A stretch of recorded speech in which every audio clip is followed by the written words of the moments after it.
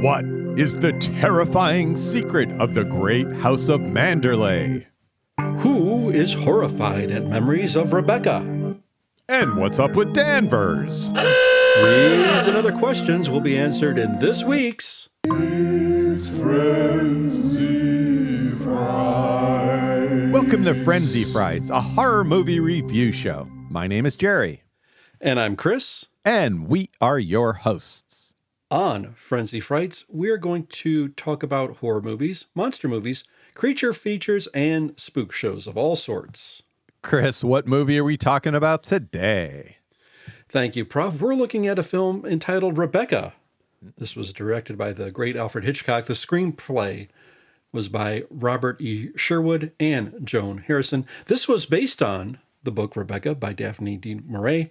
And for our cast, we have Laurence Olivier as Maxim de Winter, owner of Manderley, Joan Fontaine as the second Mrs. de Winter, George Sanders as Jack Favell, Rebecca's first cousin, Judith Anderson as Mrs. Danvers, the housekeeper of Manderley, Nigel Bruce as Major Giles Lacey, Beatrice's husband, and we had Reginald Denny as Frank Crawley, Maxim's estate manager of the Manderley and a friend.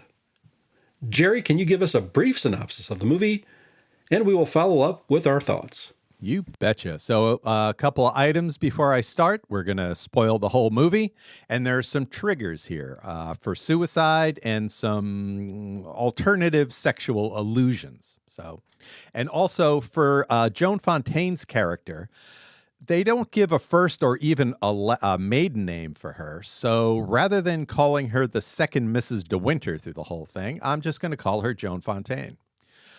Okay, so here we go. This is Rebecca. Isn't Monte Carlo lovely this time of year? Mrs. Van Hopper is at the Princess Hotel in Monte Carlo with her paid travel companion, Joan Fontaine. Joan Fontaine is an orphan and very timid and shy, definitely new to the world of the rich. On a walk, Joan Fontaine sees Maxim de Winter, played by Laurence Olivier, a rich man of the great house of Manderley in Cornwall, Great Britain. He's at the edge of a tall cliff that goes down to the sea, and he looks like maybe he's going to jump. Uh-oh. Joan interrupts him and says hello. She asks about Max and, asks around Monte Carlo about Max, and he's said to be depressed over his wife's death a year ago. They say he adored her, and she drowned when her sailboat capsized near Manderley, and Max had to identify the body found downstream some days later. He must be totally bummed, right? So Max and Joan run into each other a few times, and they start seeing each other. They get very close, though sometimes Max gets very dark and moody. When Mrs. Van Hopper has to hurriedly leave Monte Carlo, Joan runs to see Max, and he proposes marriage. Joan accepts, and the pair wed in a quick ceremony. They head off to live in Manderley. They meet the staff, including one Mrs. Danvers. Danvers is your standard Gothic evil housekeeper. It's probably on her resume. She looks down on Joan as poor and uncultured, and she also seems to have a strange connection to the first Mrs. de Winter, named Rebecca. Rebecca's bedroom is closed off and off limits, though Danvers keeps Rebecca's rooms clean and just how they were left. As time passes in Manderley, we see Mrs. Danvers kind of working on Max, reminding him of Rebecca's beauty and intelligence. This makes Max darker and darker. Joan thinks he must miss Rebecca terribly. She was such a beauty and so witty and smart. How could an orphan girl like Joan Fontaine ever compare? One day on a walk, their dog runs off to the boathouse and Joan follows, though Max tells her not to go. She finds that the boathouse had a little lounge with chairs and couches and stuff, with an R for Rebecca on the pillows. Max gets very dark when she tells him she was in the boathouse, and it ruins the walk. Joan decides she should try to be more like Rebecca. Now we meet Mr. Jack, and he arrives, and he was Rebecca's favorite cousin. He doesn't want Max to know he was by the house, and there was definitely something weird going on between Max and Danvers. Danvers is very cagey around him. Joan decides they should have a costume party like in the good old days at Manderley. Danvers suggests a costume for her. On the day of the party, we find that it was the same costume that Rebecca wore once, and Max freaks out. Joan is upset and runs away to her room. Danvers shows her the sea out the window and encourages her to jump. But there's been a shipwreck, and all the men run out to help, so it interrupts that half-suicide attempt. The problem is that while they were helping with the shipwreck, they find the sailboat that Rebecca was on when she drowned, and she's still inside. Why did Max ID that other woman as Rebecca? Well, new body, new inquest, and it's run by the pineapple guy from the Four Feathers. There I was. No, anyway, the sailboat had its valves open and holes in the floor that were banged from the inside. Was she killed, or did she try to commit suicide? While the shipwreck is going on, Max disappears and Joan searches for him and finds him at the boathouse, very upset. Joan says she understands that he's upset and how much he must have loved Rebecca, and how every time that she and Max are together, she knew how poorly she compared to her. Max replies, "You thought I loved her? I hated her." Joan is taken aback. Her world shifts. Sure, Rebecca was smart and gorgeous and funny, but 3 days after we were married, she told me basically what a filthy slut she was. And if I said anything, she would humiliate me socially. But if you stay quiet, I'll appear to be the perfect wife.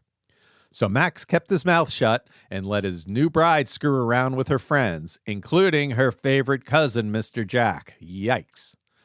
So the night of her death, Rebecca told Max she was pregnant, and during the argument, she fell, hit her head, and died. Max put her in the sailboat, opened the valves, broke the hull, and set it out to the sea. And so the sailboat sunk. So Max tells Joan Fontaine all of this, and they embrace. And Joan tells Max she loves him and doesn't care what happens now. They have each other.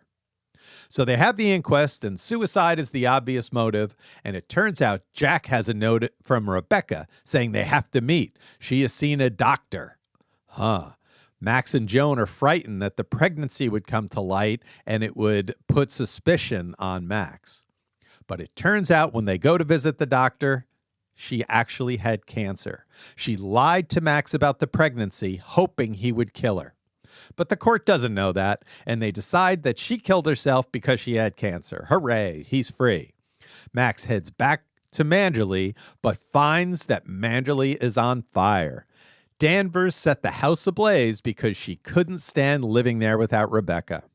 Max and Joan realize that at the end of the day, it's all for the best. The end. All right, Chris, what do you know about this movie? Thanks, Prof. To liberally borrow some instructions from our buddy Clinton's Fan Film Fridays podcast, please watch this film. Yes. It may enhance your experience with this podcast. There is a ton of trivia regarding this movie. It would take quite a bit of time to cover everything, so in the interest of time, I'll just provide some broad brushstrokes. I confess, I miss Alfred Hitchcock's requisite cameo in this movie, and I had to go back to find it. It occurs when George Sanders' character Jack Favell is arguing with a policeman about his parked car. In a blink and you'll miss it bit, Hitchcock is walking quickly in the background, and he's kind of obscured. Rebecca was Hitchcock's first American project and his first film under contract with producer David O. Selznick. The screenplay by Robert E. Sherwood and Joan Harrison and adaptation by Philip MacDonald and Michael Hogan were based on the 1938 novel of the same name by Daphne du Maurier. Like the book, Mrs. De Winter has no first name. Rebecca received 11 nominations at the 13th Academy Awards, more than any other film that year. It won 2 awards. It took home Best Picture and Best Cinematography, becoming the only film directed by Alfred Hitchcock to win the former award. In 2018, the film was selected for preservation in the United States National Film Registry by the Library of Congress as being, quote, culturally, historically, or aesthetically significant. Selznick first offered the job of writing the screenplay to Daphne du Maurier herself, but she declined.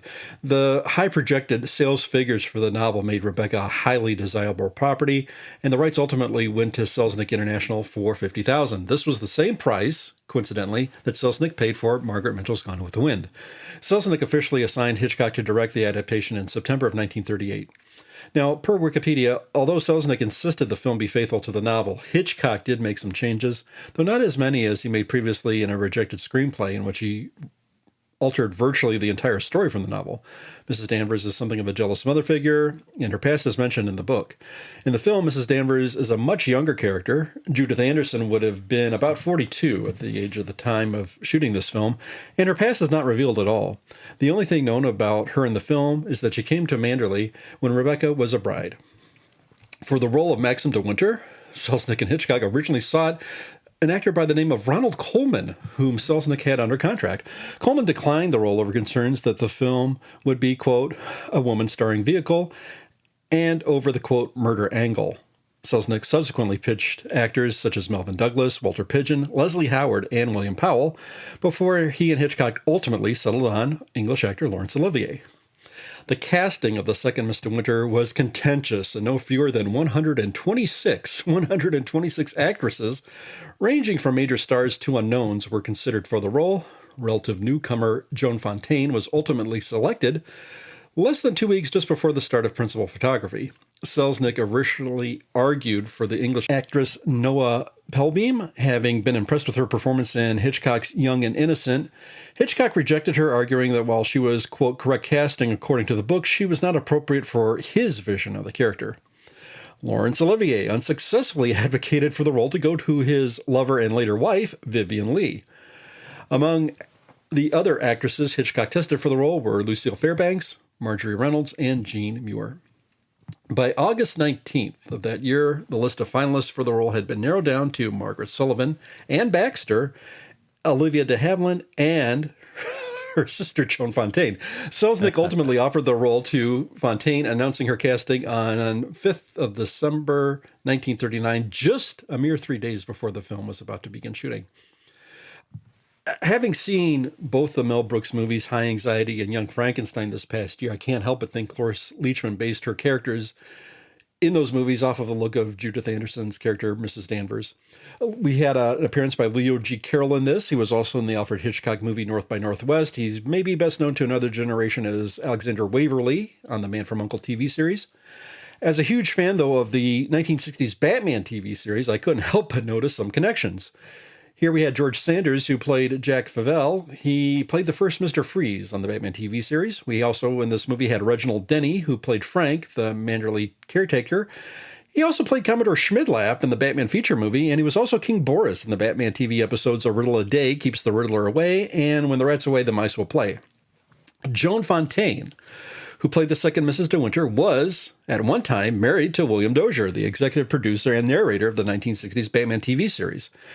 In the opening of the movie, we also see very quickly the Selznick mansion. Now, based on the look of it, it looked like an exterior used from the Batman TV episodes Death in Slow Motion and the Funny Feline Felonies, but I couldn't find any online information to corroborate this. For what it's worth, Joan Fontaine's previous and first husband was Brian Ahern. He was a stage and screen actor, and he was in the Twilight Zone episode of The Trouble with Templeton, which Prof and I covered in a Frenzy Faves podcast. And we kind of wondered if there was some connections with past actors, and here we finally kind of came to that point, very interestingly, and this was totally unwitting and unplanned, but there it was. Joan Fontaine, who played the second Mrs. De Winter, is the younger sister, as previously stated, of Olivia de Havilland. Joan Fontaine was nominated for an Academy Award for Best Actress for this movie, but she did not win that year. Ginger Rogers did, and she took home the award for her role in Kitty Foyle. However, Fontaine did win the following year for Best Actress in Suspicion, which co-starred Cary Grant and was also directed by Hitchcock himself. This was the only Academy Award-winning acting performance to have been directed by Alfred Hitchcock. Now, Joe Bruce appears in this movie. He played Major Giles Lacey. He's probably best known for playing Dr. Watson in 14 Sherlock Holmes movies and over 200 radio broadcasts. But he was also in the Hitchcock movie Suspicion and, of course, in the movie Lassie Come Home. Prof, there's a lot to dive into this movie. let's take a step back, though, and I'm going to posit to you. What were some of your favorite moments in this particular film? Okay, well, the first one that I thought was hysterical was there was a dinner table scene where Nigel Bruce's character and his wife were there and eating, with Max and with Joan Fontaine. Now, Nigel Bruce and Joan Fontaine were also, you mentioned, in Hitchcock's Suspicion, where Fontaine was also considered to be a plain-looking woman. They even called her Monkey Face. That was her nom de plume in Suspicion, and which is really weird because I think Joan Fontaine has a real, very youthful, very very wonderful beauty to her. You can see Olivia de Havilland's sister, that she's her sister. You can see that a little bit, but in this movie, it was fun seeing Nigel Bruce saying silly things at the dinner table, embarrassing things that he shouldn't say, and I thought that was a fun scene. Although it does end a little tragically. The other scene that I loved is when Danvers appeared in Rebecca's bedroom.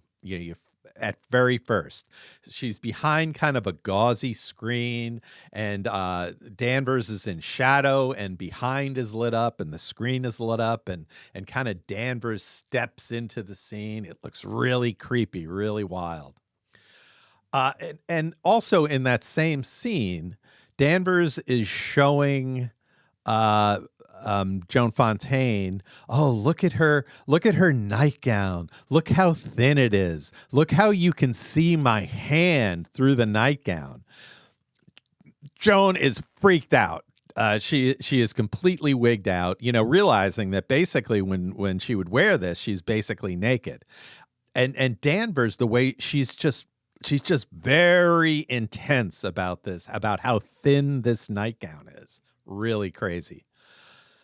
Another scene is when the costume party dress scene comes along. So, Joan Fontaine comes down the stairs, and Max has everybody has their backs turned, and then Max turns around to see her in Rebecca's old costume and freaks out. And the other two people that are there, Reginald Denny and his wife, they see it too, and they get why Max is so wigged out. It's like, oh my goodness, that's what Rebecca wore. And it's just this really cringy, intense scene.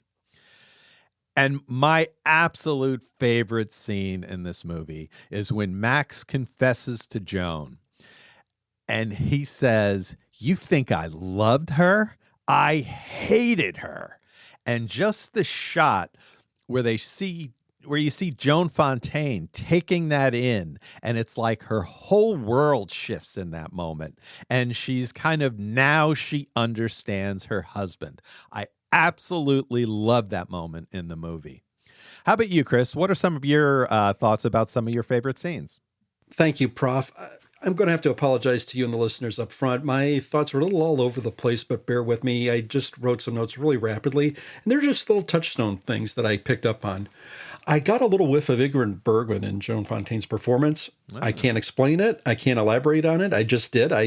There it is. I'll just leave it there. Laurence Olivier, to me, had this magnetic performance on screen. And even when he looks a little put off, or he has a facial expression that it's as if he ate something that didn't agree with him, he sort of has this sour look. He's very magnetic in this movie. He's really an excellent performance. Perhaps my favorite moment is when we have the emancipation of the second Mrs. De Winter. It's a dynamic shift in Fontaine's acting from being shy to this transition where she's commanding and forthright. I like this one scene where she's drawing and we see a profile of her face, and it's just a gorgeous shot where she's crafting things in her mind. And I really, thinking back on it, she just has this subtle creativity and this imaginative mind that she has that I think couldn't be understated. And it was very subtle, but I think it spoke volumes to me as a viewer, and I thought it was really, really good.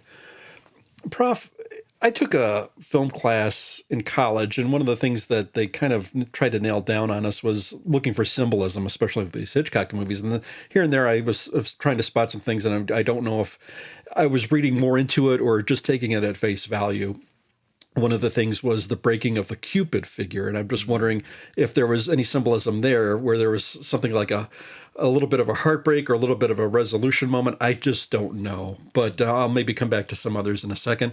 The next thing I had in my notes was George Sanders and what little he had to do here. He's just got this swarmy persona, and it's just a swarmy performance. He's really, really good, and you can see why he's this. He plays a villain in a lot of movies. He's very understated, and it's his lines and his delivery have a certain kind of charisma that's a little off-putting. You know, it's like who's bothering who in this scene here by their respective presence, and it's very dynamic and. I love hating this guy, in other words, because of the way he does it. I don't know if that's a good way to put it. I want to also mention Judith Anderson's performance as Mrs. Danvers. I thought she was really magnetic. I think a lot was asked of her just with the nuances and her line delivery and just the way she moved across the screen. It was almost like she was kind of floating a little bit and just sort of smarmy in her own way. The Manderley set, I think I read this was a miniature, but boy, gosh, it seems so massive and huge. And I was really taken aback by the scale of this mammoth building. Hitchcock's direction, I really liked the scenes with respect to the fog. And when towards the end of the movie, it's the costume party, and as Danvers is trying to coax the second Mrs. De Winter out the window. And then all of a sudden it's abruptly cut to, there's a shipwreck. And then all of a sudden there's this character transition where it's foggy and everyone's trying to assist and everything. In the black and white, boy, it really, really looks fantastic. And as were some of the shots with respect to this, we get a lot of great facial expressions from Olivier and Fontaine when they're doing these transitions with respect to their arguing, and really, really good stuff here. There was a scene in this movie where Maxim and the second Mrs. De Winter are looking at home movies, and it was like it was such a candid moment. And I can't remember an earlier film where we saw characters looking at home movies. And I'm wondering if this is one of the earlier films, because I can't think projectors or film-taking devices were a common thing back then. I'd have to think this was afforded to maybe the rich and affluent. But we'd see something like this perhaps maybe in the 60s and 70s, and then people moving and transitioning to like camcorders, what have you. But this was one of the earliest movies, perhaps the earliest movie where I could say where characters are looking at like home movies or candid. Now, I know in the film Singing in the Rain, they're looking at the dailies, but that's a totally different thing. These are home movies. And in a way, this is like a story within a story. And I thought it was a really unique story method because there's just a charm to Maxim and Mrs. De Winter in these moments here where there's affection, there's silliness. There's a bit where he's sticking his tongue out at the camera, like he's kind of doesn't want to be filmed.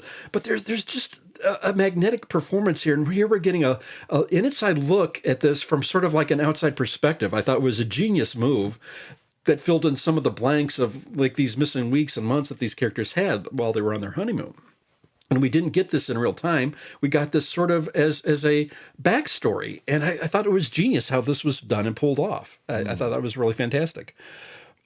They just love each other in this. And you could just feel the chemistry the two of them have in that particular piece of celluloid, but not necessarily in real time. And I thought that was really, really, really striking. One of the things I had in my notes too, Maxim's car is a convertible. And there's a scene where they're driving up for the first time and it rained. And I can't think of another movie where I saw where a character is driving a convertible and it's raining. What is this? I mean, why would they shoot this in the rain? Is this sort of like a little bit of symbolism where, okay, as soon as they arrive at the Manderley, boom, there's a storm. And this does not bode well for the second Mrs. De Winter as she's coming up on this. And I thought maybe there was some symbolism there. I don't know if I'm reading too much into it, but I have to think, why time of all times was this a storytelling device where it rained and he's always in this convertible? And it just was kind of telling to me. And I thought that was a clever moment where it was raining and it was a downpour. And I liked how the servants were at the ready, coming outside with the umbrellas to bring people in and do that, because they didn't have to have rain there. But I think that was a key little bit there where we had to show that this is going to be not a pleasant place once you come in. And I think that might have been some symbolism. Again, perhaps I'm reading too much into it, but I think there might be something there. As I'm looking back on this movie, the bulk of the movie is the second Mrs. De Winter in the shadow of Rebecca. Now, this movie starts with a whirlwind romance and courtship in the matter of what feels like maybe 20 to 30 minutes. And then the whole thing is laid out with Mrs. De Winter at the Manderley and just being in the shadow. And she's so alone. And she's aching. There's no radio. There's no television. There's no media. Occasionally they'll get a newspaper from, the city, but there's just no media. And you could just feel the boredom overtake her in a lot of these scenes here. And it's just like everywhere she goes, there's the initial R embroidered in a pillow or some type of other item. There's just so many of her letters, her writings, her presence is just overbearing in this whole place there. There's just this huge connection. Then we get to the last half hour, and I got lost because this is a whirlwind of tying up loose ends, what really became of Rebecca. And even after watching this, I'm still a little confused in some places here and there. Can you imagine if someone was watching this back in the day and they got sick and they had to leave the movie early? They would have no idea. Thank you. Yeah. And I think when things get wrapped up a little quickly, and I don't want to say hastily, I think that's a pejorative, but a lot of things move very, very fast here, particularly the inquest scene, the scene with Sanders' character doing a little bit of blackmail here, and we really don't know what hand he has in this thing. The scene with the doctor and Jude Carroll explaining things. This is all boom, boom, boom, boom, boom, boom, boom. And I think we're getting a quick wrap up here. And then the fire. What? There is so much ground covered in the last half hour of this. It blew me away. I think some of the storytelling devices that were used, particularly in this, were kind of like borrowed and transferred into like these 60s TV dramas and sitcoms that I watch, where you get a plot, you have an insane plot of everything happening here, be it a unexplained character, somebody acting mysteriously, and you don't know why, but boom, in the last 2 minutes, it's explained. And I think the storytelling device is like in a 60s drama or 60s sitcom, where things are just totally explained in the last 2 minutes. They're quickly wrapped up in the final 2 minutes of the episode, and they move on. And I thought, I get a lot of that here, and I'm wondering how much of this was borrowed from Hitchcock and all these other plot devices, what have you. So that's what we have. So, Prof, there's a lot to dig into this. Yeah. And we have a lot of questions, so I'll put it to you. What are your initial thoughts with respect to this movie, and how deep of a dive do we want to do here? Well, I guess my first question to you would be, is Rebecca a horror movie? I realize this is a horror movie podcast. This movie has a creepy mansion. It has an evil housekeeper, a lot of dark secrets. It's borderline horror. It's got the Gothic romance, psychological thriller element. Hitchcock, as we know, generally didn't do horror, although some people consider Psycho and the Birds horror. Kind of in a modern sense, those could be considered horror. But at the time, they were kind of very new genres. So for me, this movie does work as a horror because of the tone. It's got that eerie, the moors and the cliffs and the ocean and murder and madness and destruction. So to me, this is just barely on the horror side. How about you, Chris? What do you think about that? Prof, I'll have to come at it with my own little personal background and baggage. When I was a kid, I would visit Detroit, and I would get the little Detroit TV magazine insert. And when they tried to explain what a show was about, they'd put a one-word caption next to it. So if it was like a Saturday morning show, they'd put the word to it, cartoon. Or if it was another show, say Land of the Lost, they put a word next to it saying kids. So they would say, so I think if they were going to put like a one-word caption to describe Rebecca, I think the word they would use would be suspense. And I think it's a huge suspense movie. Is it horror? I think there are elements of horror. I think it's certainly Gothic, as you previously stated. I think it's borderline horror. I think we do have some horror moments in the movie.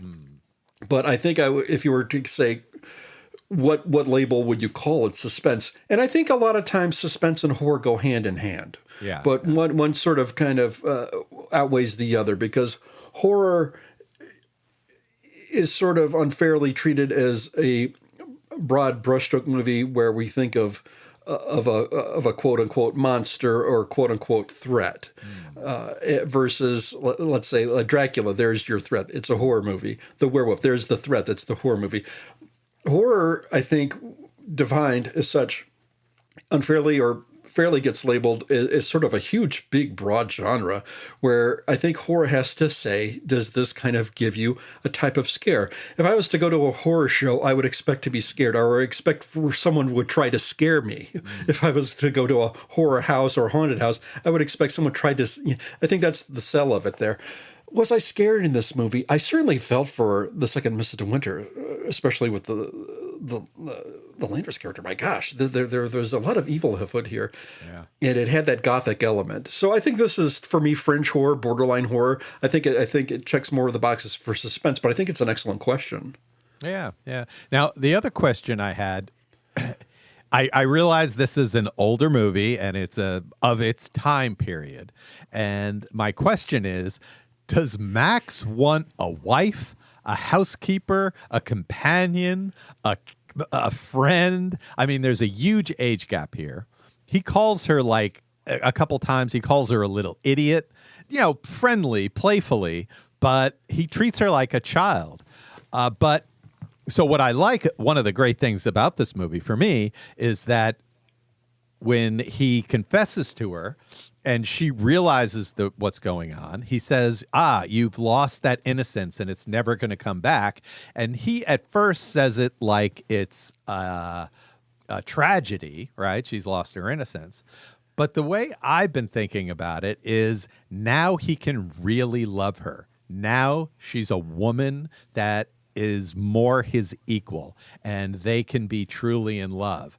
But for a lot of this movie, I think if you show this to some of your feminist friends, they're going to be pretty disgusted with a lot of the language that and the interactions between Laurence Olivier's character and Joan Fontaine's. What do you think about that?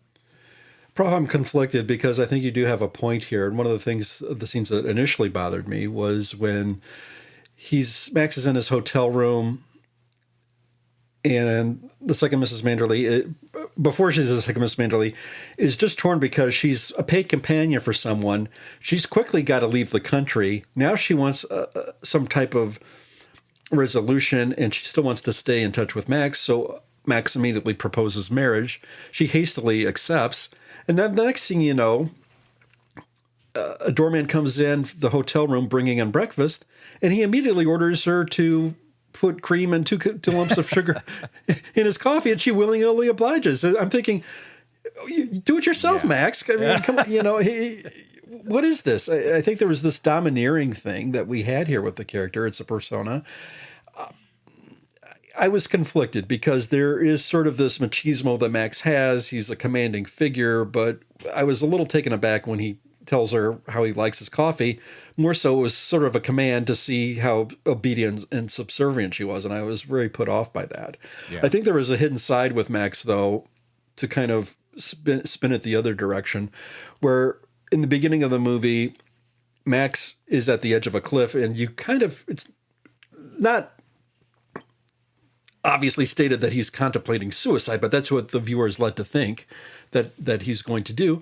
And here she shows up saying, hey, don't do that. Please step away.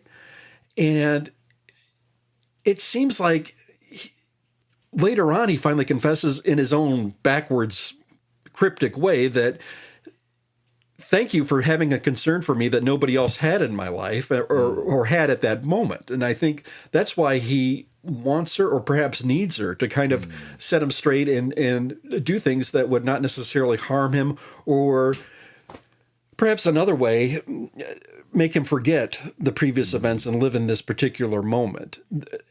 And I like that. And I circle back to the other scene where they're having so much fun on their honeymoon on these home movies that we do get this, and we do see this love and genuine caring for each other. her character, Joan Fontane's character, really, really loves the Maxim character, but he's not so loving back to himself. And I think we just need a little bit more of that balance here. I think he's loving in his own way. And there's some cool moves that he does. And she says to the person who's hired her to be the companion, "Oh, I'm going to go downstairs and take a tennis lesson." Then then all of a sudden Max pops up, and what does he do with her tennis racket? He just throws it in the garbage. "You're coming with me. We're going for a drive." I mean, that's kind of a cool guy move there, but I just don't think there was quite a balance. And I think I wonder even by today's standards, or even back then, what people would have thought of that, where he's giving the command. I it certainly wouldn't fly today. I'm just wondering how outraged other viewers might have been back then, or if they didn't even notice. But yeah, it's a great question, Prof. Does he want a wife? I'm not sure, but I think he definitely wants a companion who cares for him and cares for his well-being and makes him forget the previous events and makes him move forward to live in the moment. And God bless Joan Fontaine characters for doing that. She wants to reestablish that the Manderley is a fun place to be in. I'm here now. Let's continue on with doing costume parties and us being a thing and moving on. And I like that. So that's a great question. And I think there's sort of a mixed answer there. Yeah, I think he treats her like that because that's how he's trained to treat her. And like you said, you make a great point, Chris, that he wants somebody completely different than Rebecca. Not somebody who's a schemer and a plotter, but somebody that is simple and has a pure love. He wants to be loved. And I think that's the key here, is that he thought he found love with this, amazing woman, and she turned out to be horrible. So let's talk a little bit about Rebecca. She's the title of this movie. We never see her. We don't see a painting or a photograph of her. She's totally unseen, but yet this whole movie is about her. What do you think about that? What are some of your feelings about this unseen Rebecca? It's sad that we don't necessarily get it from Olivia's character, Maxim himself, but there's a real telling moment about a third of the way into the movie where Rebecca stumbles upon, I think, the caretaker of the mansion, and she has a million questions. She says Rebecca's presence is almost to the point of being unbearable at the Manderley, but what can you tell me about her? And he says, "Oh, you're your own person, and here's what you bring to the table. You have this quality about you, you have this charm about you, and you're not this and you're not that. You're not like her in this way and you're not like her in that way." And it's very complimentary. And you think, oh, great, she's having her moment here where Rebecca is this different person. But the last thing he says says, when we leave it there, there's a beat, and he says, "Rebecca was beautiful." And you could it's like her balloon got popped right there. Yep. And it was so deflating for her character that she's getting these accolades. She's getting these, here's what I see in you that's better than Rebecca in these particular traits. But at the end of the day, the guy says Rebecca was beautiful. The balloon pops. It was just like, oh, she gets so deflated after being built up. And I was just so crestfallen for her character. And you see it. And you see it in the face there, and just so good with Fontaine and her acting in that moment there. It's a great key scene there, because she's looking for any breadcrumb of knowledge that we can get of Rebecca, but it's not there. But we have this marvelous exchange, and something that you have to pay attention, because this isn't like a central character here. It's sort of a supporting character, but we get so much in this little bit of a moment there that it's a very, very key scene and not to be understated. Prof, what did you think with respect to this, how domineering Rebecca was, and we don't see her? I think in a sense, that is what makes this a little bit more of a horror movie for me, because she's almost a ghost. This is almost a ghost story, that Rebecca had this plan to have Maxim kill her. Right. And then presumably go to jail, and, he would pay for that. And it's almost like she is still, she's everywhere. She's observing all of this and trying to manipulate them into ruining their lives, because she was, such a dark soul. So I really think that is, it's done so well here that it's almost makes her a ghost story. I like how Olivier is when I've seen this movie before. I watched it for this podcast, and I know kind of that Olivier didn't really love her and always hated Rebecca. So knowing that and seeing Olivier responding to when people mention Rebecca and when they have times where they interact with some of Rebecca's old things, you can really see that on his face. And his performance, in my opinion, and I don't know what you think about Olivier's performance here, Chris, you mentioned that you think he did a great job. So do I. He was always considered a great actor, right? One of those, very, Shakespeare and, all these, great British productions and stuff. Just this very high-minded acting guy. He doesn't play it like that here at all. He's effortless. He's breezy. Sometimes then he gets dark and sullen, but he is not overplaying this. And that really surprises me because I think, a lot of times, especially in the kind of black and white era, when we had acting styles were still changing before they went into more, more of the method acting kind of thing. This is prior to that. A lot of those actors were really, it doesn't come off well today when they try to show what great actors they were. And I think Olivier is so genuine. He's almost a method actor here. Do you have any other comments about Olivier's performance?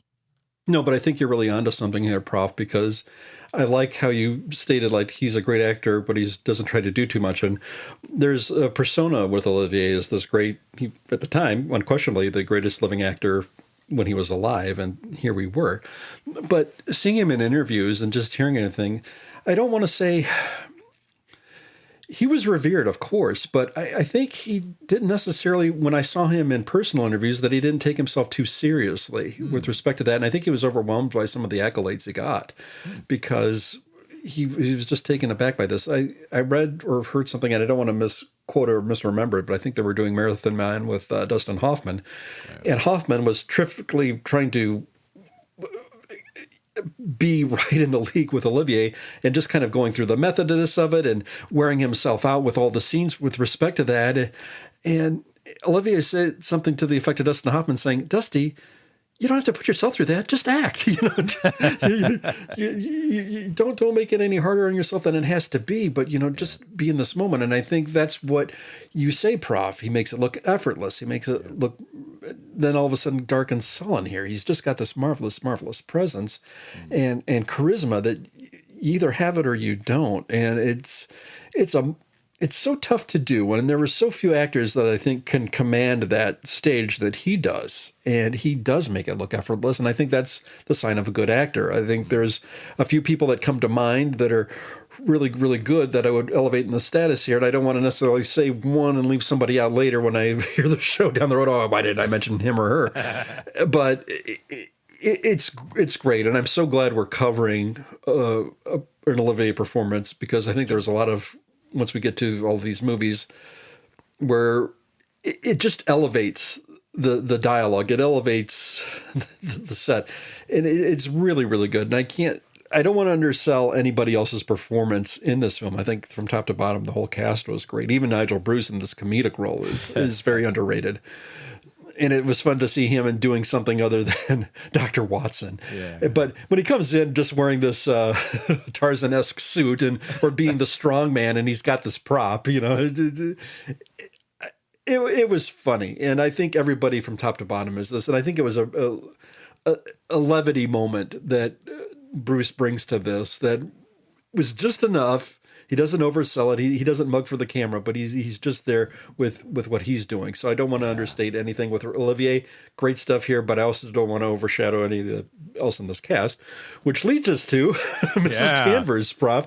What did you think of her? And was this a little too much, not enough, or just right?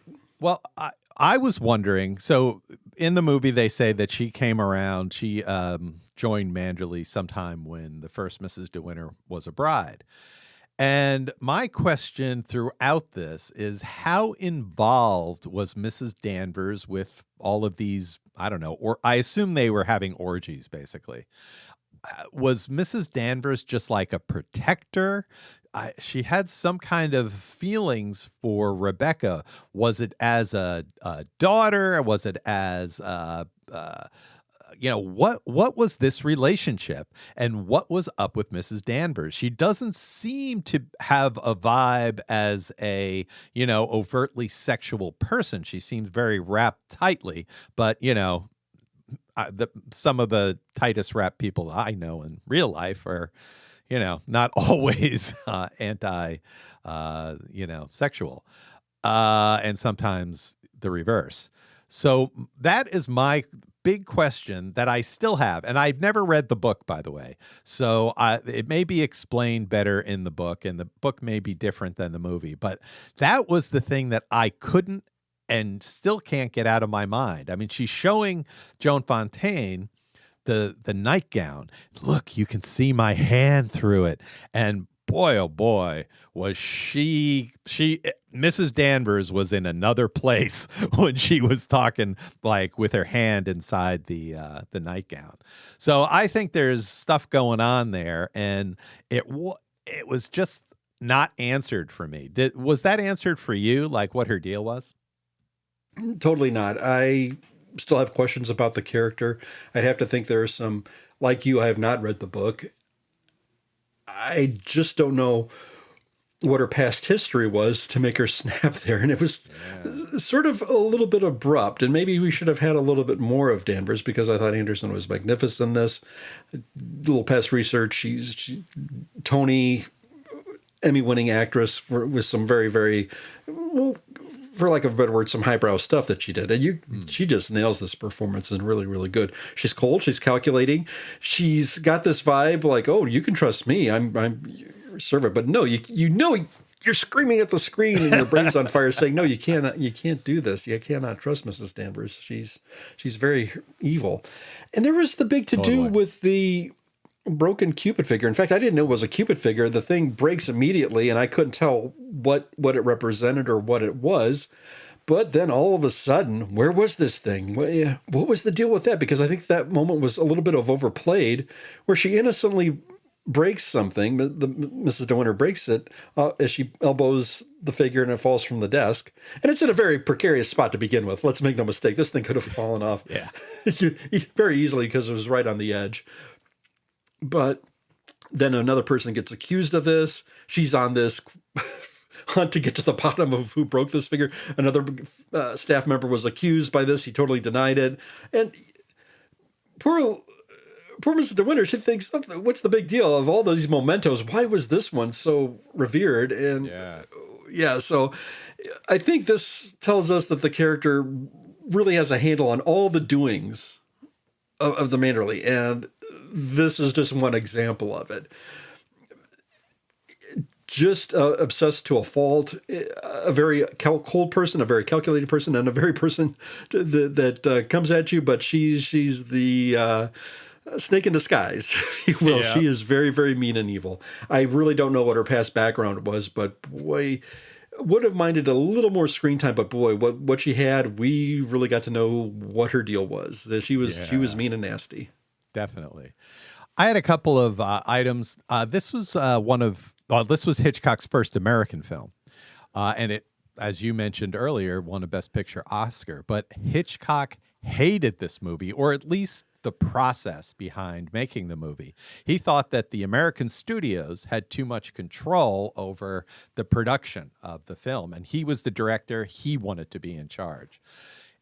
What this movie taught, now saying that, I think he did a great job as a director. I love this movie. As much as I love Hitchcock, I do not agree with his complaints about this movie.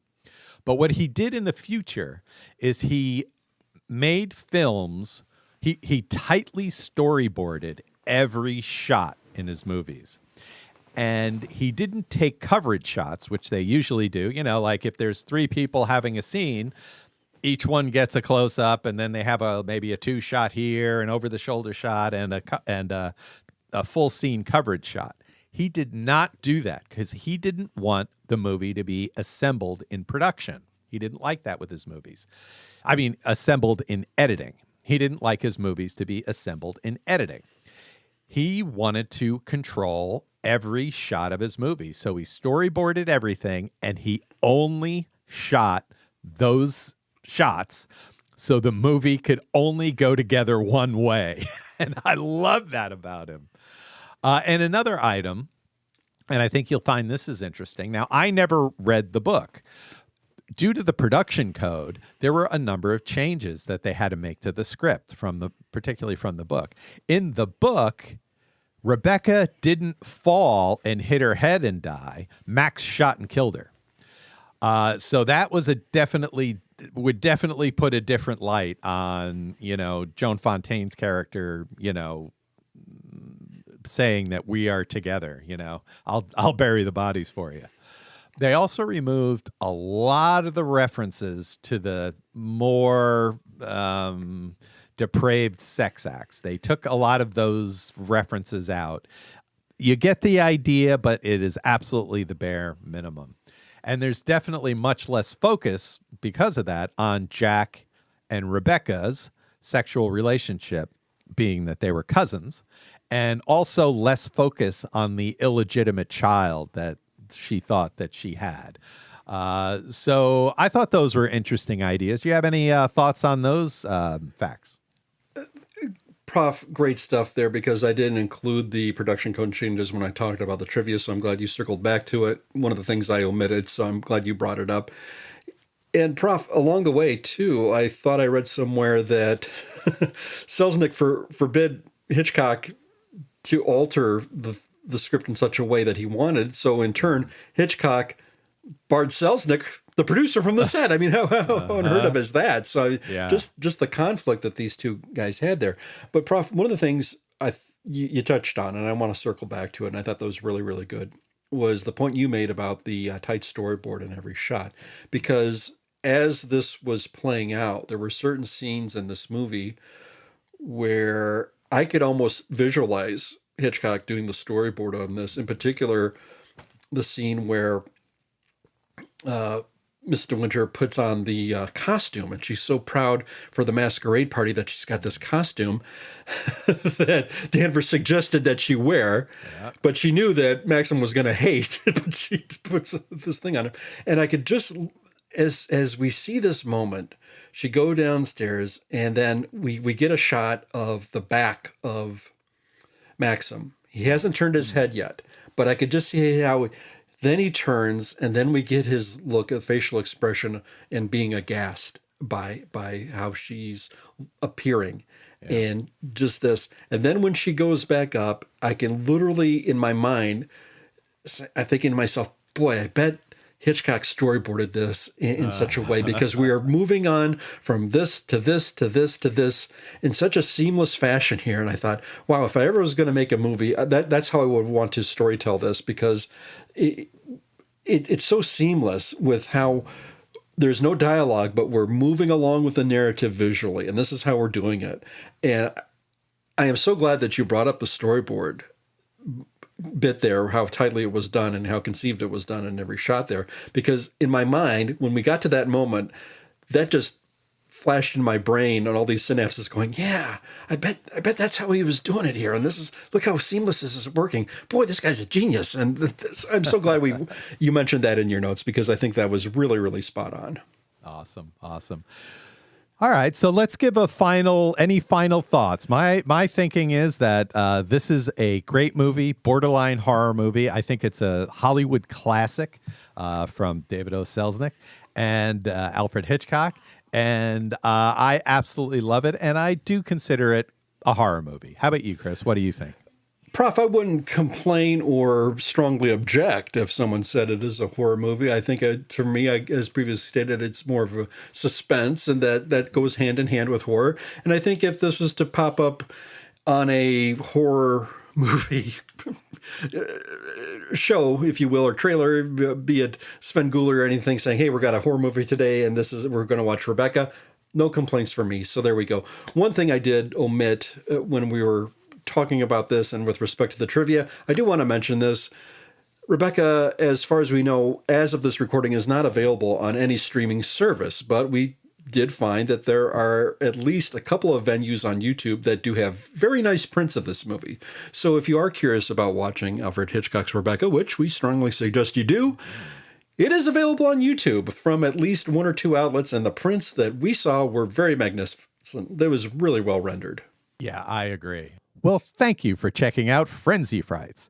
Check out our other shows, the Professor Frenzy Show, where we cover indie comics, That Guy in That Show, where we look at great character actors, and our Twilight Zone episode review, where we review Twilight Zone episodes. Thanks for watching and listening. It's